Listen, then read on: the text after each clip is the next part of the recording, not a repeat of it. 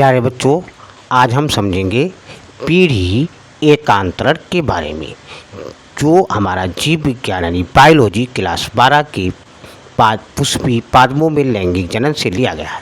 तो एकांतरण पीढ़ी, जिसको हम इंग्लिश में अल्टरनेशन ऑफ जनरेशन भी बोलते हैं, तो एकांतरण पीढ़ी क्या होता है इसके बारे में समझेंगे।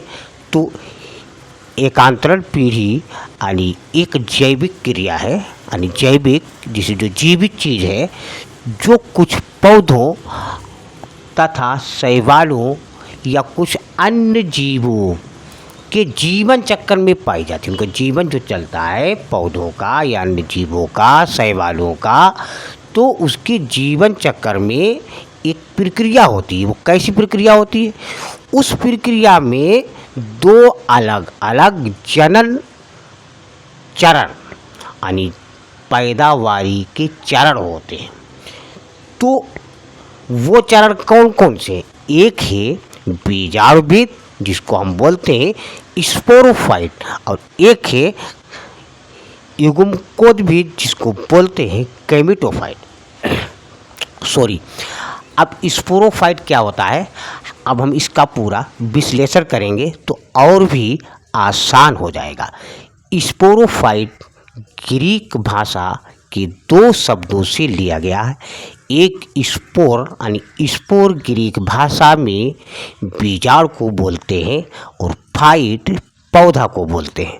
अब बात समझ में आ गई होगी आपको कि बीजाणु उत्पन्न करने वाला पौधा स्पोरोफाइट यानी बीजाणुविद, और जो युग्मकोद्भिद जिसको हम गैमेटोफाइट बोलते हैं, तो ये भी दो शब्दों से बना है, गैमेटो प्लस फाइट। जैसे हम लोग बनाते हैं विद्या प्लस आलय, तो मिला दे तो विद्यालय, पुस्तक प्लस आलय तो पुस्तकालय। तो इसी तरीके से गैमेटो बोलते हैं युग्मक को।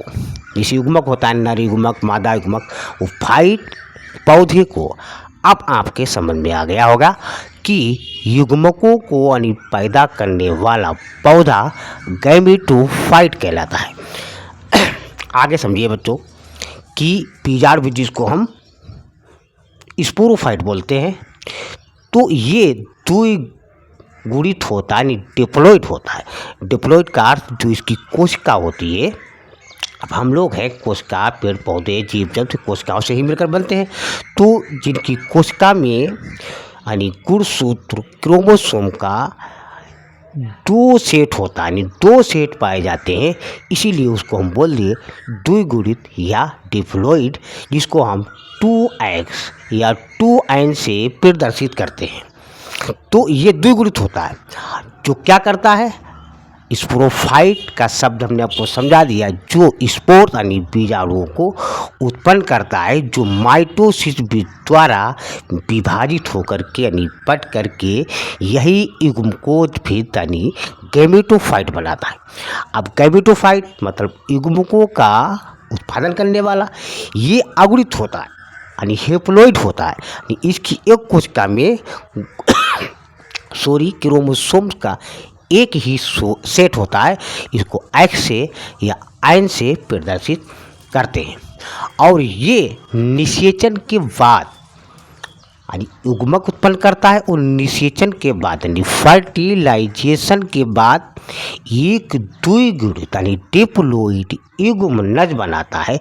डिप्लॉइड क्योंकि एक नर मिलेगा एक मादा मिलेगा तो डबल हो गया, तो डिप्लॉइड युग्मनज, जिसको हम जाइगोट बोलते हैं, ये बनाता है।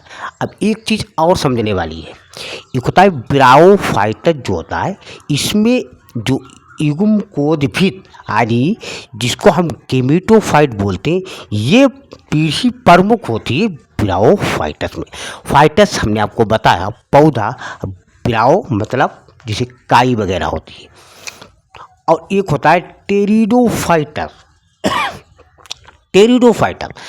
टेरिडोफाइटस में बीजाणुविद यानी जो स्पोरोफाइट पीढ़ी प्रमुख होती है। टेरिडोफाइट भी दो शब्दों से बना, टेरिडो प्लस फाइटस। टेरिडो मतलब जैसे पंख होते, पंखों को टेरिडो बोलते हैं।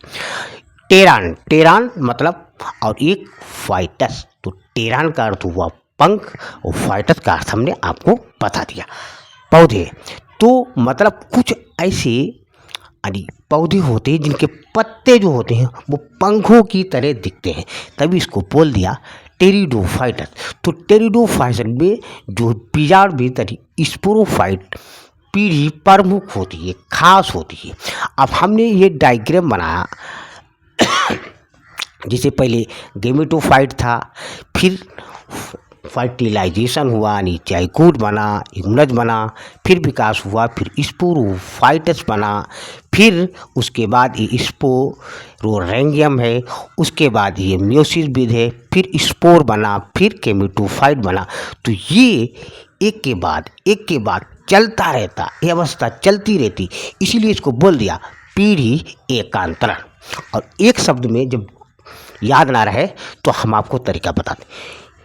जो स्पोरोफाइट यानी जो बीजाणुभित और जो गेमेटोफाइट यानी युग्मपोधभित, तो इनकी अवस्था चलती रहती ना दोनों की, तो इनकी अवस्थाओं के एकांतरण को पीढ़ी एकांतरण या अल्टरनेशन ऑफ जनरेशन कहते हैं। बच्चों, हमें पूरी उम्मीद है आपके समझ में आ गया हो। लाइक, सब्सक्राइब, कमेंट जरूर कीजिए।